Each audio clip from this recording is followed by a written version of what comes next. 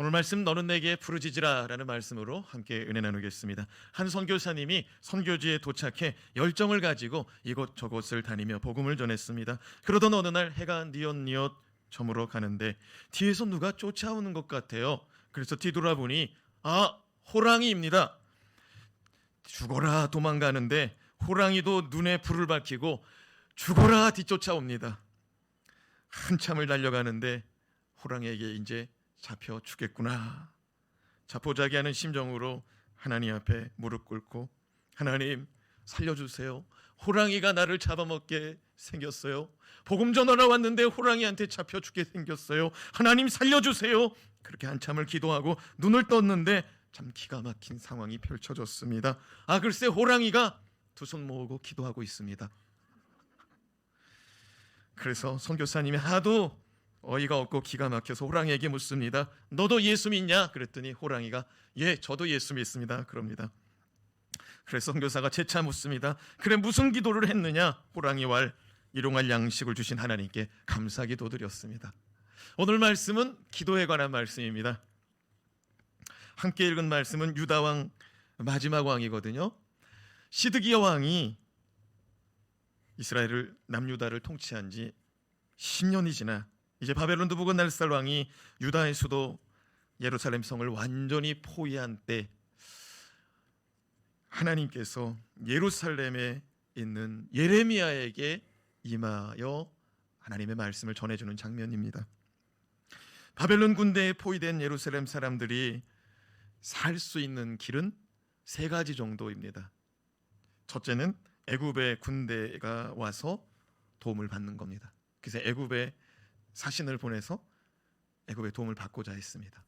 그러나 그 당시 국제 정세는 애굽이 아닌 바벨론 제국이 더 강대할 때였기 때문에 애굽은 이제 이빨 빠진 호랑이에 불과한, 늙은 호랑이에 불과한, 이름만 가지고 있는 호랑이에 불과한 존재였기 때문에 첫 번째 별로 의미가 없습니다. 두 번째는 예루살렘 사람들이 힘을 합쳐 죽을 각오로 바벨론 군대와 맞서 싸우는 방법이 있습니다. 그러나 오늘 말씀 4절 5절 말씀해 보니까 별로 효과가 없다는 거예요. 자기 집을 가옥을 허물어 가지고 벽돌을 그리고 기둥을 그 예루살렘 성벽 앞에 장애물로 쌓아놨는데 그 별로 효과가 없었다는 거예요. 세 번째, 전능하신 하나님께 기도해서 하나님이 바벨론 군대를 물리쳐 주는 방법이 있습니다. 여러분 어떤 방법이 가장 좋은 방법일까요? 애굽에 가서 도움을 구한다. 자기 집을 허물어 가지고 벽돌을 쌓고 또 장애물을 설치해서 성벽을 보호한다. 세 번째, 하나님께 기도해서 하나님이 대신 싸우게 하신다. 어떤 방법이 좋아요? 3번 하나님께 구하는 것이죠. 그러나 안타깝게도 지금 이스라엘 백성들 남유다 예루살렘은 하나님의 진노받아 심판받는 상태였다는 것입니다. 우상숭배로, 온통 우상숭배로 하나님을 믿는다 하면서도 하나님을 믿는 건지 세상을 믿는 건지 세상의 잡다한 신을 믿는 건지 알 수가 없어서 하나님이 심판하시는 상태였기 때문에 심판하고 있는데 기도는 해서 무엇하는가 이렇게 자포자기하는 상태였습니다. 앞으로 가도 소망이 없고 뒤를 돌아봐도 소망이 없는 진퇴양난의 상황이기 때문에 모든 사람이 그저 예루살렘의 멸망을 바라만 보고 있을 수밖에 없는 상황인데 바로 그때 하나님이 예레미야에게 임하셨습니다.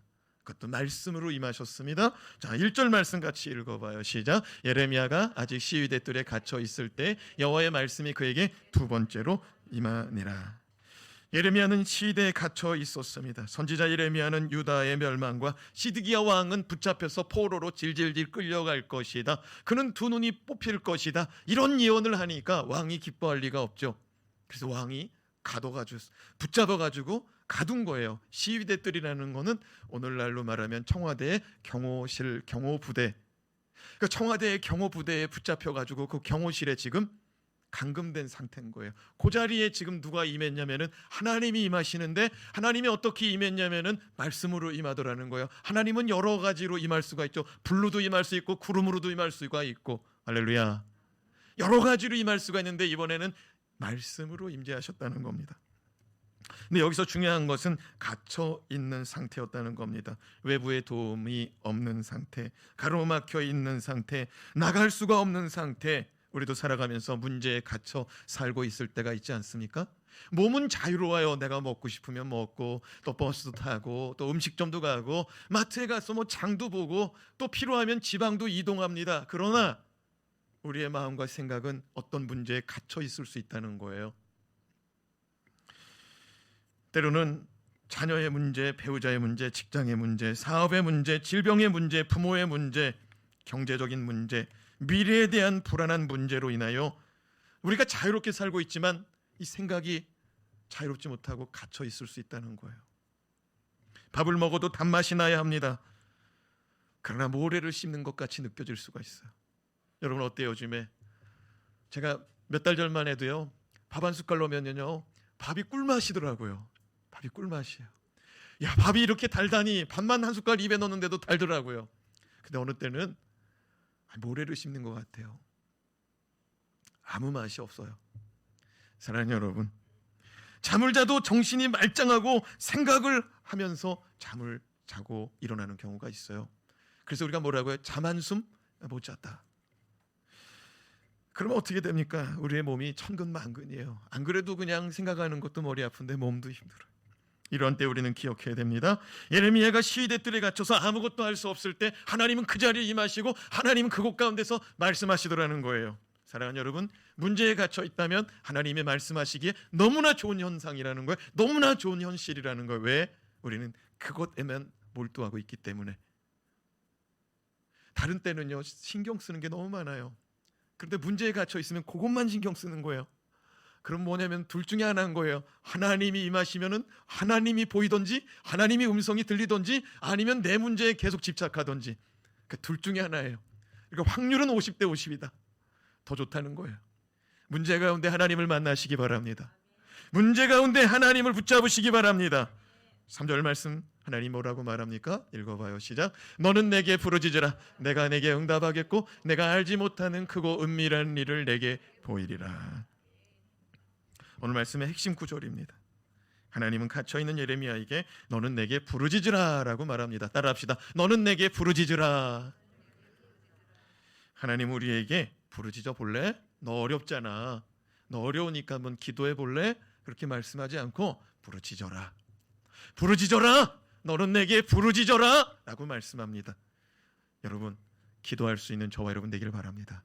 명령이에요. 하나님은 오늘날 우리에게도 여전히 부르짖어 기도하라고 명령하십니다. 왜 하나님 우리에게 부르짖어 기도하라고 말씀하실까요? 자, 그렇다면 하나님께서 여전히 우리에게 부르짖어 기도하라고 말씀하시는 이유는 무엇인지 함께 좀 살펴보겠습니다. 첫 번째, 기도는 하나님을 경험할 수 있기 때문입니다. 따라합시다. 기도는 하나님을 경험하게 합니다. 여러분 우리가 이 세상을 살아가다 보면 하나님을 경험하는 방법이 아주 다양하다는 것을 알게 됩니다. 그러나 기도만큼 하나님을 경험하기 좋은 방법은 없다는 것. 3절 말씀 한 번 더 읽어봐요. 3절 시작. 너는 내게 부르짖으라. 내가 내게 응답하겠고 내가 알지 못하는 크고 은밀한 일을 내게 보이리라. 하나님은 기도를 통해서 내가 응답할 것이니까 너는 내게 좀 기도해라 라고 말합니다. 그러니까 기도를 왜 하냐면은 응답받으려고. 아멘. 기도는 그냥 우리 넋두리 하는 게 아니에요. 하나님 내가 이것도 힘들고 저것도 힘들고요. 하나님 이것도 문제가 너무 많아요. 그러니까 이런 거 하려고 기도하는 게 아니라 기도는 응답받으려고. 아멘. 응답받는 저와 여러분 되기를 바랍니다. 그리고 기도를 왜 하냐면은 하나님께서 내가 알지 못하는 크고 은밀한 일을 보여주고 싶다는 거예요. 그러니까 기도하다 보면 뭔가가 보일 때가 있어요. 깨달아질 때가 있어요. 되어질 일들에 대한 걸 하나님이 알려줄 때가 있어요. 말씀으로 알려줄 때가 있습니다. 보여줄 때가 있습니다. 이런 은혜가 임하기를 바랍니다. 언제 이런 은혜가 임하기가 쉽냐면 갇혀 있을 때, 내가 문제에 사로잡혀 있을 때 응답은 더 쉽다. 사랑하는 여러분, 2절 말씀을 우리가 읽지 않고 우리가 1절 3절로 갔거든요. 근데 2절은 뭐냐면은 알고 부르짖으라는 거예요. 알고 부르짖으라는 거예요. 하나님이 어떤 분인지를 알고 부르짖어야 분명한 목표점에 분명한 타겟을 때릴 수가 있다는 거죠. 하나님께 기도가 도달할 수가 있다는 거죠. 향방 없이 기도하지 말고 분명한 하나님을 보고 기도하라는 거예요. 같이 읽어봅시다. 하나님이 어떤 분인지. 시작. 이를 행하시는 여호와, 그것을 만들며 성취하시는 여호와, 그의 이름을 여호와라 하는 이가 이와 같이 이르시도다. 말씀을 좀 더 들여다봐요.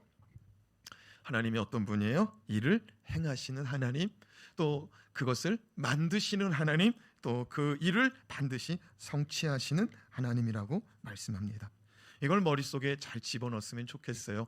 하나님은 일을 시작하는 분이에요. 계획하는 분이에요. 그 일을 마침내 성취하시는 분이라는 사실. 우리가 어떻게 살아갑니까? 예레미야 1장에 보면은요, 하나님이 예레미야를 부를 때 뭐라고 말하냐면, 내가 너 엄마 뱃속에서 너 조성되기 전부터 내가 너를 택했어 라고 말합니다. 모태로부터 조성되기 전에 내가 너를 택했어 라고 말합니다. 그러니까 무슨 말이냐면, 나는 이 일을 위해서 너를 벌써 너 엄마 뱃속에 집어넣기 전부터 택해놨다는 거예요. 할렐루야. 하나님은요 언제부터 우리를 택하시고 언제부터 우리를 디자인하고 언제부터 우리를 계획하시냐면, 에베소서 1장에 보니까 창세전에 그리스도 예수 안에서 우리를 택하고 우리를 이끌어 가신다는 거예요. 은혜인 줄로 믿습니다. 하나님이요, 하나님의 시간에 맞게 딱 우리를 준비하는 거예요. 그리고 하나님을 믿으며 살아갈 수 있도록 성령 하나님을 통해서 이끌어가는 거예요. 때로는 우리가 그거를 못 깨달아요. 못 깨달아. 그래가지고 때로는 이쪽으로 가는데 우리가 이쪽으로 갈 수가 있어요. 괜찮아. 성령 하나님이 우리를 말할 수 없는 탄식함으로 마침내 이끌어내시는 줄로 믿습니다. 말할 수 없는 탄식함과 눈물로 기도하시면서 우리를 이끌어내는 거예요. 그러면서 우리가 자라가고 다듬어지고 커가는 거예요. 그 은혜가 임하기를 바랍니다.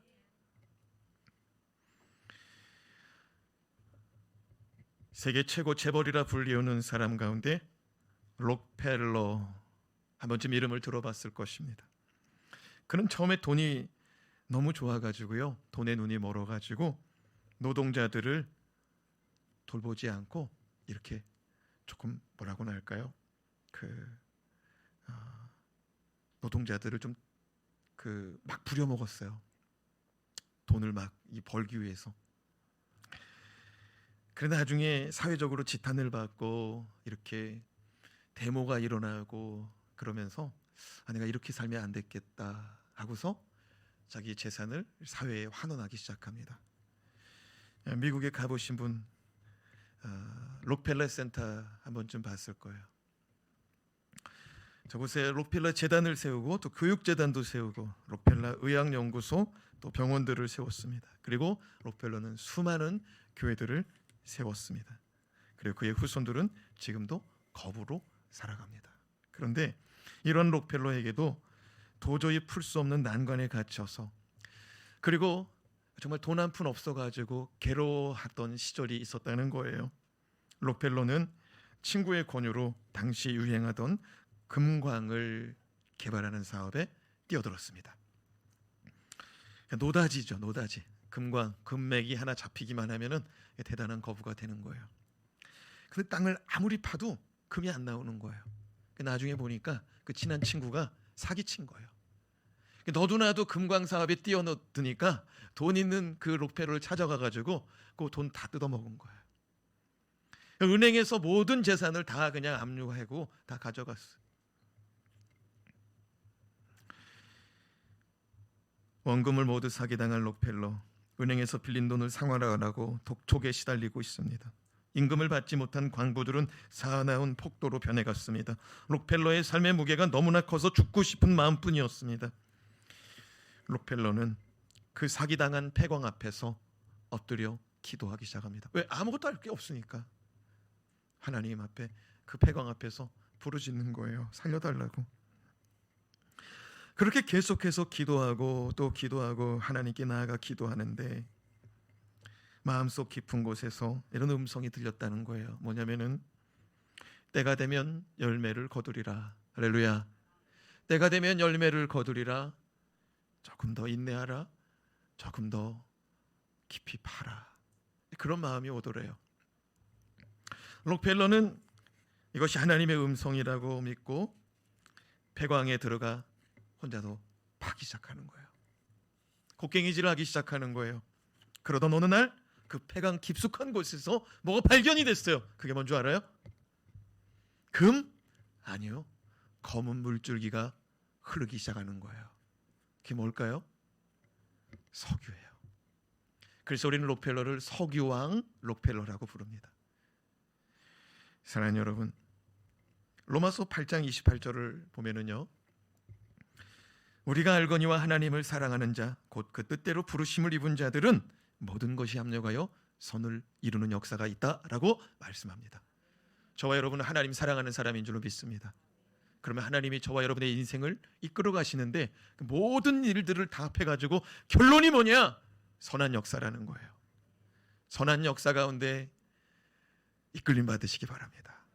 그 록펠러도 참 죽고 싶은 심정, 참 고난의 때가 있었는데 하나님께 기도하여 하나님의 은혜로 놀라운 일들 이루더라고요. 저와 여러분이 그런 인생 되길 바랍니다. 둘째로, 기도는 상처를 치유하기 때문에, 기도는 상처를 치유하기 때문에 하나님은 기도하라는 거예요. 6절 말씀을 같이 읽읍시다. 시작.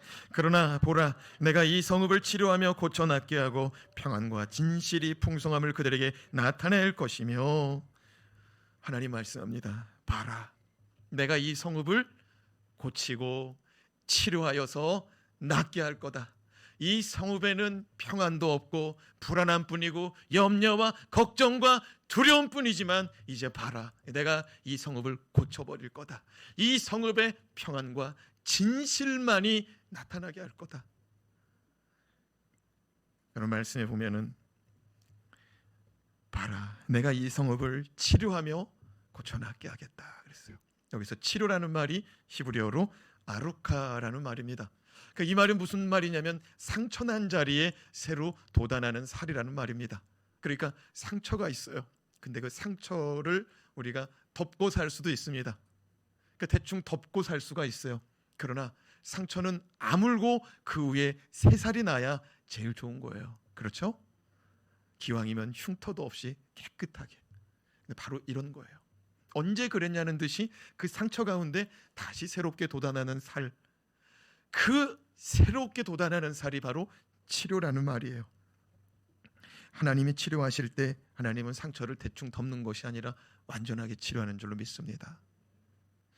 우리는 살아가면서 이렇게 말해요. 내가 상처받았어요. 내가 상처가 많아서 그래요. 여러분, 우리가 아직도 그런 말을 사용하고 있다면 기도할 수 있기를 바랍니다. 기도하기를 바랍니다. 부르짖어서 기도하기를 바랍니다. 하나님이 새롭게 그 상처를 아물게 하고 새롭게 새살이 돋아나게 할 거예요. 그때까지 기도하시기 바랍니다. 모두에게 상처가 있어요.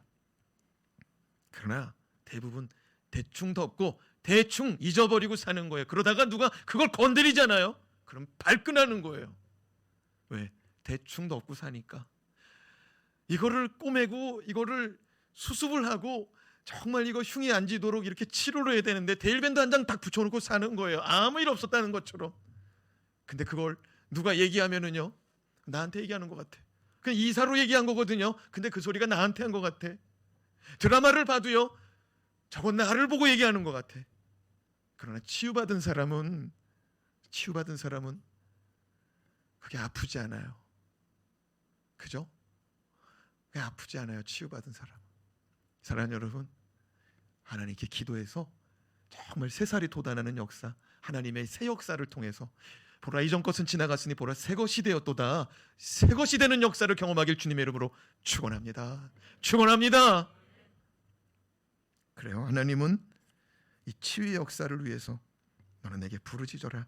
내가 너를 치료하고 고쳐나게 하겠노라 말씀합니다. 하나님의 말씀 가운데 사사기 15장 18절에 19절을 보면은요, 삼손이 지칠 때가 있더라고요. 같이 한번 읽어봅시다. 시작. 삼손이 심히 목이 말라 여호와께 부르짖어 이르되 주께서 종의 손을 통하여 이 큰 구원을 베푸셨사오나 내가 이제 목말라 죽어서 할례 받지 못한 자들의 손에 떨어지겠나이다 하니 하나님이 레이에서 한 우묵한 곳을 터뜨리시니 거기서 물이 솟아나는지라 삼손이 그것을 마시고 정신이 회복되어 소생하니 그러므로 그 샘 이름을 에낙고레라 불렀으며 그 샘이 오늘까지 레이에 있더라. 이게 무슨 말이냐면요, 삼손이 블레셋 사람들을요 당나귀 턱뼈를 하나 길가에 있는 걸 주워 가지고 블레셋 장병들을 블레셋 이 군사들을요 이 턱뼈로 휘둘러 가지고 3,000명을 쓰러뜨렸어요. 몇 명을 쓰러뜨렸어요? 3,000명. 우리는요 한 사람 붙들고 싸우는 것도 굉장히 힘들어요. 근데 3,000명을 붙들고 싸운다는 거예요. 3,000명을 붙들고, 그 3,000명을 붙들고 싸우는데 다 이겨버렸어요. 근데 그냥 이걸 너무 많이 쏟아버려 가지고요 지쳐버린 거야. 그 너무 목이 마르니까요 탈수가 오니까 내가 죽게 됐다는 거예요. 그래서 하나님 앞에, 하나님, 뭐 부르짖지도 못하는 거죠. 힘이 없으니까. 하나님, 나 목말라서 죽게 생겼어요. 하나님이 나를 붙잡아줘 가지고 이 큰 구원을 이스라엘 가운데 행하였는데 나 목말라서 죽게 생겼어요. 그랬더니 하나님이 그 레이라는 곳에 한 우묵한 곳을 터뜨려 버렸대요. 터뜨렸다는 건 뭐냐면 마치 모세가 반석을 치는 것과 같은 거예요. 하나님께서요 우묵한 곳을 쳐버린 거예요. 툭 쳤더니 어떻게 되냐면 거기서 샘이 솟아올랐다는 거예요. 그것 마시고 삼손이 살아났다는 거예요. 여러분, 인생 가운데 지칠 때가 있다는 거예요. 그때는 하나님이 주시는 생수가 있다면 얼마나 좋을까요? 그렇죠? 요한복음 4장 14절 그리고 요한복음 7장 38절 39절 말씀 읽어봐요. 연이어서 시작. 내가 주는 물을 마시는 자는 영원히 목마르지 아니하리니 내가 주는 물은 그 속에서 영생하도록 솟아나는 샘물이 되리라. 나를 믿는 자는 성경에 이름과 같이 그 배에서 생수의 강이 흘러나오리라 하시니 이는 그를 믿는 자들이 받을 성령을 가리켜 말씀하신 것이라. 자, 이 두 말씀을 보니까 요한복음 4장 14절에서는 주님 뭐라고 그러냐면 내가 주는 물은 영원히 목마르지 않는 물이고 영원토록 솟아나는 샘물이라는 거예요. 솟아나는 샘물이라는 거예요. 삼손에게 허락된 샘물, 삼손 앞에서 솟아나던 샘물, 하나님이 주신 은혜의 샘물인 줄로 믿습니다. 근데 우리 주님은요 2000년 전에 뭐라고 말했냐면요 일시적인 목마름의 해소가 아니라 영원히 영생하도록 솟아나는 영원히 목마르지 않는 샘물을 주겠다고 말하는데 그 샘물은 성령 안에 있다라는 거예요. 우리 다시 한번 요한복음 7장 38절 39절 읽어봐요. 시작. 나를 믿는 자는 성경에 이른 것 같이 그 배에서 생수의 강이 흘러나오리라. 어디에서 생수의 강이 흘러나와요? 여러분 배 한번 만져봐요. 배. 입에 맞아요. 히브리인들은 이 배 안에 영혼이 있다고 믿었어요. 헬라인들은 가슴에 있다고 믿었고. 사랑하는 여러분, 우리 안에 성령, 우리 안에 내주하는 성령이 우리 속에서 우리의 우묵한 것 쑥 들어갔어요. 어디에 들이받쳐가지고 쑥 들어갔어. 그 자리를 툭 치실 때 성령의 강이 흘러넘치는 줄로 믿으시기 바랍니다. 때로는 우리가 아프고 힘들어서 주님을 찾고 주님께 부르짖게 되더라고요. 그렇죠? 우리 집도요 어떻게 예수 믿었냐면 우리 아버지가 아파가지고 우리 어머니가 하나님께 기도하게 돼서. 여러분, 모든 집들마다 어려움이 있고 역경이 있는데 때로는 그것이 믿음으로 가는 길이 되더라고요. 그러니까 우리가 지금 살면서도 어쩌면 힘든 일이 있을지 몰라요. 근데 그것이 하나님을 만나게 되고 경험하게 되고 하나님을 찾게 되고 하나님을 의지할 수밖에 없는 좋은 하나님이 주신 이 통로라는 거예요. 이 통로로 들어갑시다. 거부하지 말고 들어갑시다. 기도.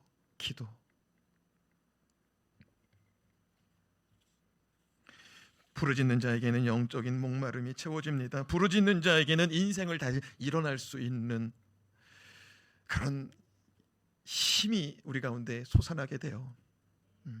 왜? 하나님이 은혜를 주시니까. 우리 모두 부르짖어서 성령 하나님을 통한 은혜를 경험합시다. 성령을 통한 치유, 성령을 통한 새살이 돋아나기를, 새 역사가 일어나기를 축원합니다. 마지막으로 기도는 주님의 자랑이 되게 하십니다. 따라합시다. 기도는 주님의 자랑이 되게 하십니다.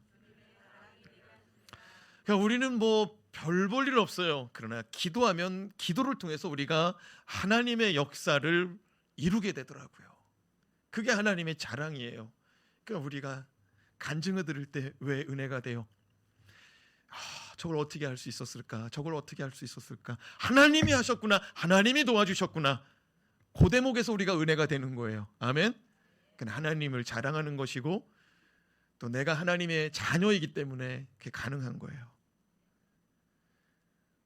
여러분, 우리가 하나님의 자녀이기 때문에 하나님 아버지가 우리를 사랑하시고 지난주의 말씀처럼 친히 우리가 예수 이름으로 기도할 때 응답해 주시는 줄로 믿습니다.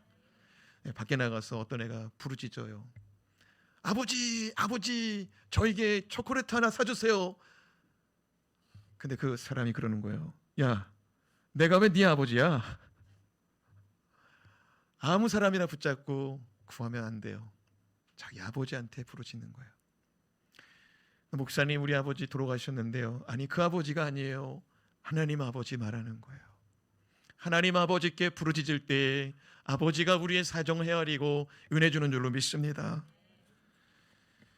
9절 말씀 같이 읽어봐요. 9절 말씀 같이 읽어요. 시작. 이 성읍이 세계 열방 앞에서 나의 기쁜 이름이 될 것이며 찬송과 영광이 될 것이요 그들은 내가 이 백성에게 베푼 모든 복을 들을 것이요 내가 이 성읍에 베푼 모든 복과 모든 평안으로 말미암아 두려워하며 떨리라.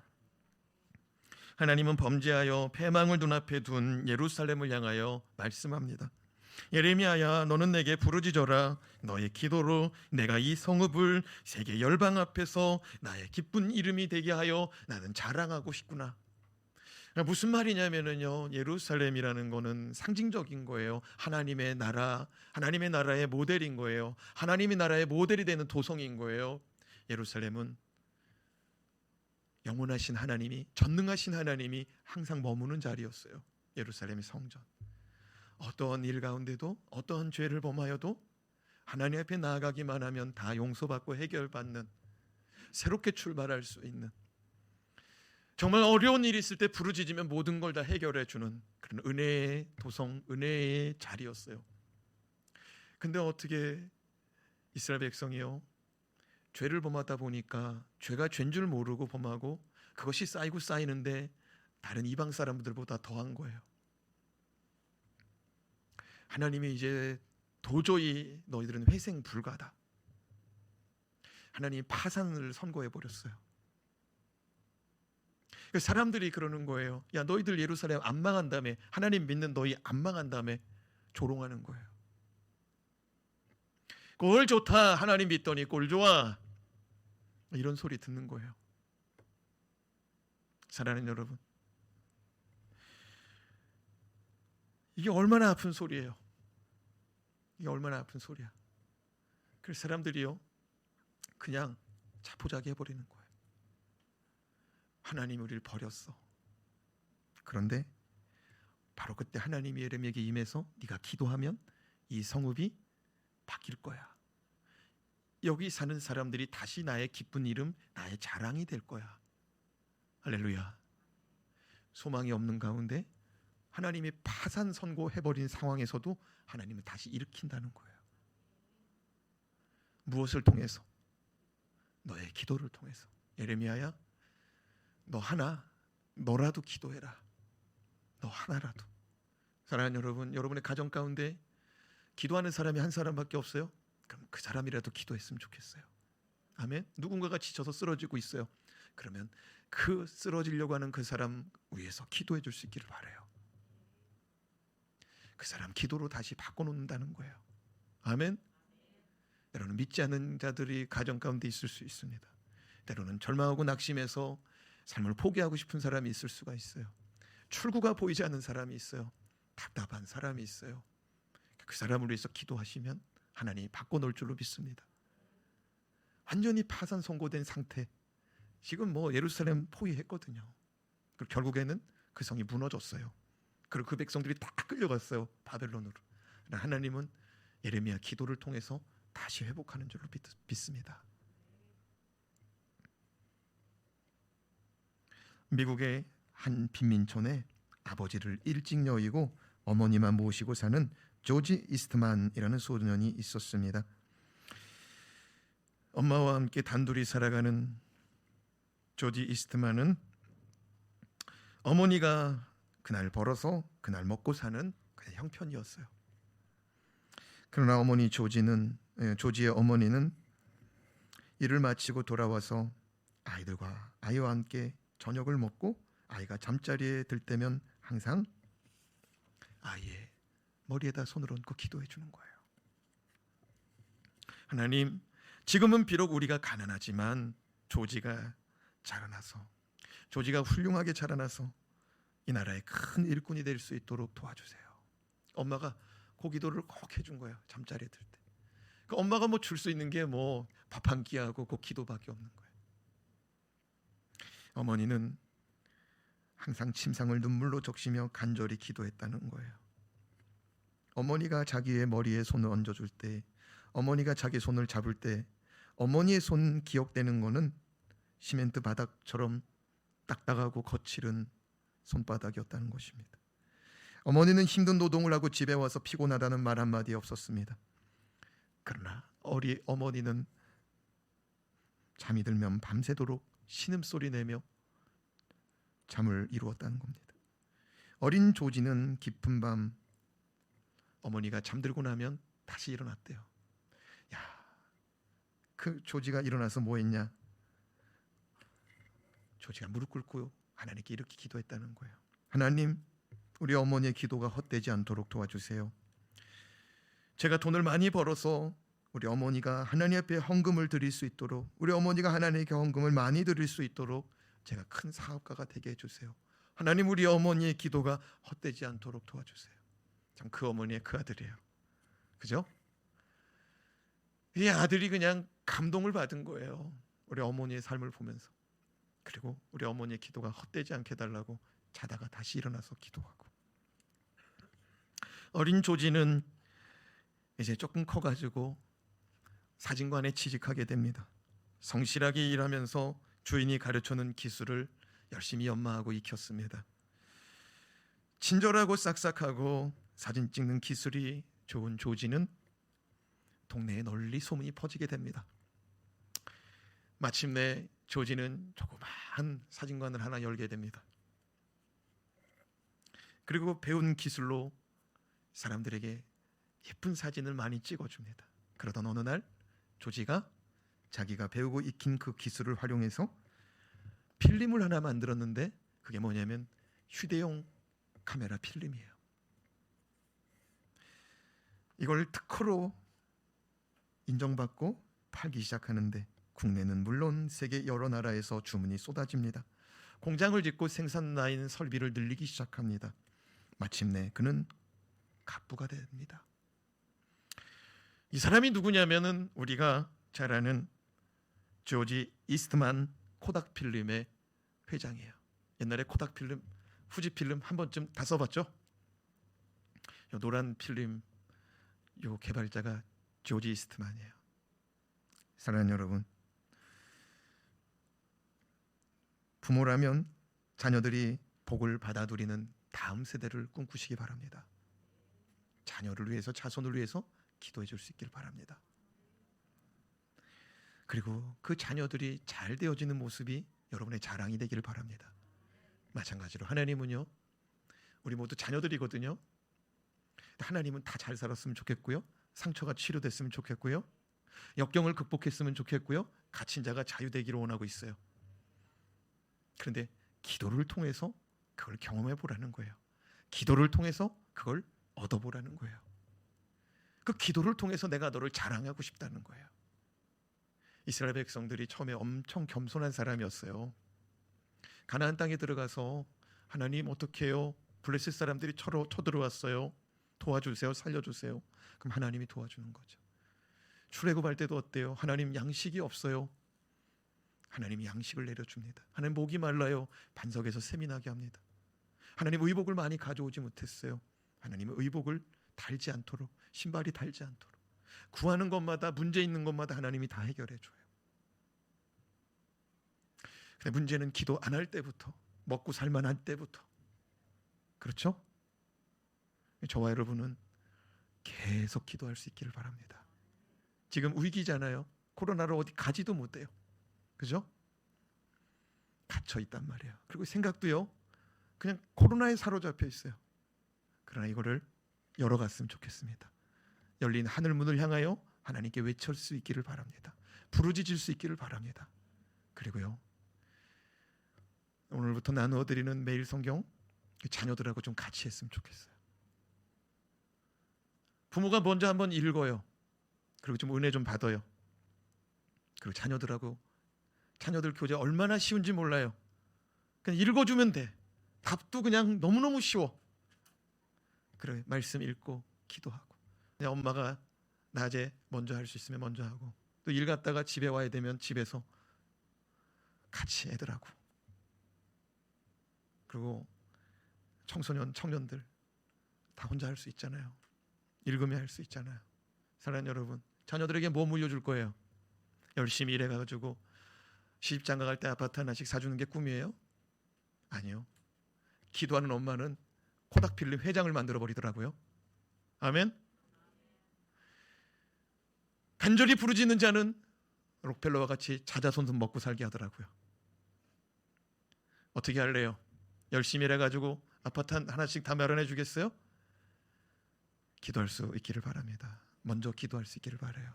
기도하다 보면 우리 가운데 물질도 주시고 아파트도 주시고 자녀들 먹고 살 수 있는 길도 열리는 줄로 믿으시기 바랍니다.